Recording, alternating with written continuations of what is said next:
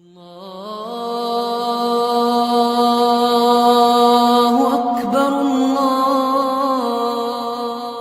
التوبہ کا 5واں رکوع اور 10ویں پارے کا 11واں رکوع۔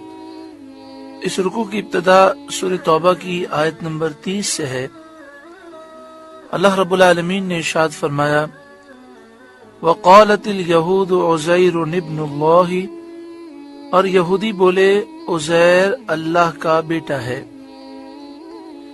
وَقَالَتِ النَّصَارَى الْمَسِيحُ ابْنُ اللَّهِ، اور نصرانی عیسائی بولے مسیح اللہ کا بیٹا ہے۔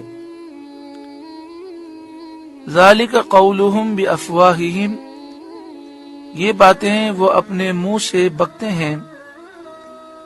يُضَاهِئُونَ قَوْلَ الَّذِينَ كَفَرُوا مِنْ قَبْلُ، اگلے کافروں کی سی بات بناتے ہیں۔ قَاتَلَهُمُ اللَّهُ، اللہ انہیں مارے۔ اَنَّا يُؤْفَكُونَ، کہاں اوندھے جاتے ہیں۔ اہل کتاب یہودیوں اور عیسائیوں کی بے دینی کا جو پہلے ذکر ہوا، یہ اس کی تفصیل ہے کہ یہودی عیسائی اللہ کی بارگاہ میں ایسے گندے عقیدے رکھتے ہیں اور مخلوق کو اللہ کا بیٹا بنا کر پوجتے ہیں۔ اس کا شان نزول یہ ہے، رسول کریم صلی اللہ علیہ وآلہ وسلم کی خدمت میں یہودیوں کی ایک جماعت آئی اور کہنے لگے کہ ہم آپ کا کس طرح اتباع کریں، ہم آپ پر ایمان کس طرح لائیں، آپ کی پیروی کس طرح کریں۔ آپ نے ہمارا قبلہ چھوڑ دیا اور آپ حضرت عزیر علیہ السلام کو اللہ کا بیٹا نہیں سمجھتے۔ اس پر یہ آیت نازل ہوئی، وقالت الیہود، اور یہودی بولے عزیر ابن اللہ، عزیر اللہ کا بیٹا ہے۔ یہودی حضرت عزیر کو اللہ کا بیٹا کیوں کہتے تھے؟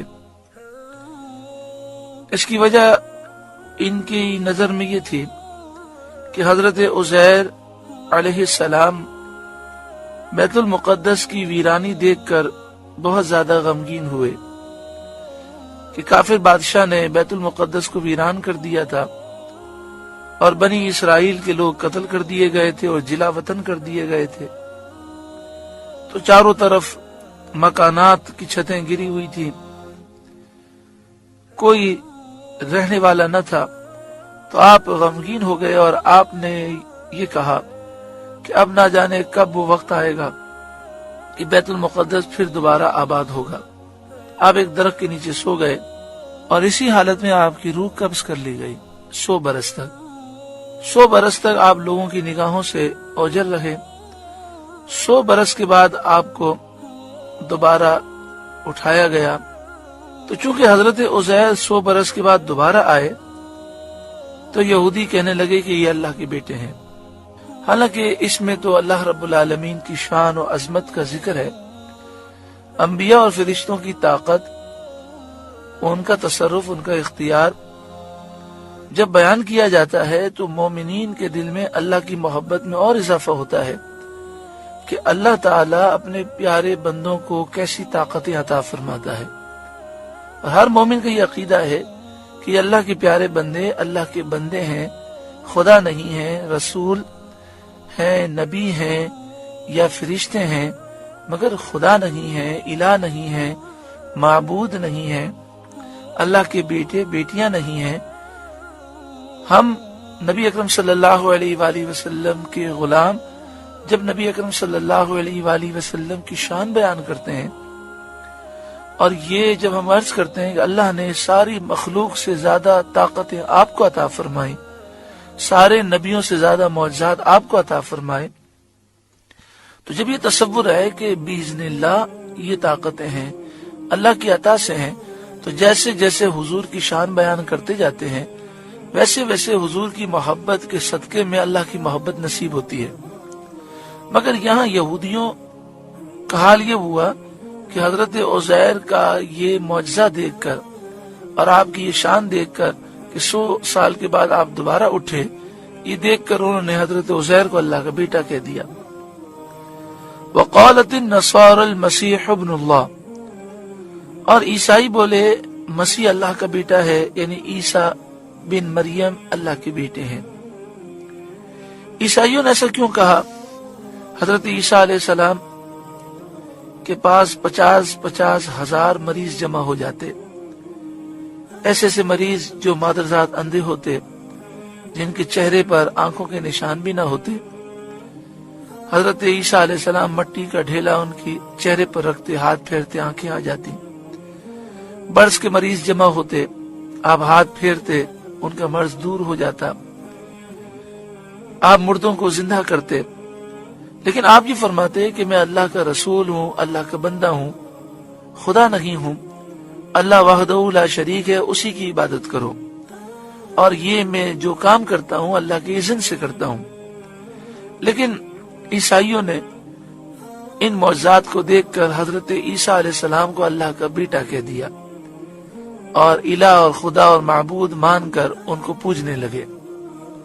یہ نبی اکرم صلی اللہ علیہ وآلہ وسلم کی امت کو یہ اعزاز اللہ تعالی نے عطا فرمایا کہ آپ صلی اللہ علیہ وآلہ وسلم کی امت قیامت تک شرک سے محفوظ ہے۔ ہزاروں معجزات سرکار دو عالم صلی اللہ علیہ وسلم کے دیکھے، بیان کیے، لیکن ہر امتی کا یہی عقیدہ ہے کہ اللہ کے سوا کوئی خدا نہیں، الہ نہیں، معبود نہیں، اللہ کا کوئی بیٹا بیٹی نہیں، اللہ کے سوا کسی کی عبادت کرنا شرک ہے۔ ہم حضرت عیسیٰ علیہ السلام کے معجزات مانتے ہیں، لیکن ہمارا عقیدہ یہ ہے کہ یہ باذن اللہ ہیں، اللہ کی عطا سے ہیں۔ حضرت عیسیٰ علیہ السلام اللہ کے بندے ہیں، رسول ہیں، آپ اللہ کے بیٹے نہیں ہیں، خدا الہ معبود نہیں ہے۔ ذالک قولہم بافواہہم، یہ باتیں وہ اپنے منہ سے بکتے ہیں، جس پر نہ کوئی ان کے پاس دلیل ہے، نہ کوئی برہان ہے، پھر اپنے جہل سے اس باطل صریح کے معتقد بھی ہیں، یعنی بغیر کسی دلیل کے ایک جاہلانہ سوچ کو یہ مانتے ہیں، اور یہ ایسا باطل ہے جو بالکل واضح باطل ہے۔ یداہئون قول الذین کفروا من قبل، اگلے کافروں کی سی بات بناتے ہیں، یعنی جو پہلے کافر گزر چکے ہیں وہ بھی ایسی ہی الٹی سیدھی باتیں کرتے رہے، اور وہ بھی اللہ تعالی کی طرف جھوٹ منسوب کرتے رہے۔ قاتلہم اللہ، اللہ انہیں مارے، یعنی یہ ہلاک و برباد ہوں۔ انا یؤفکون، کہاں اوندے جاتے ہیں۔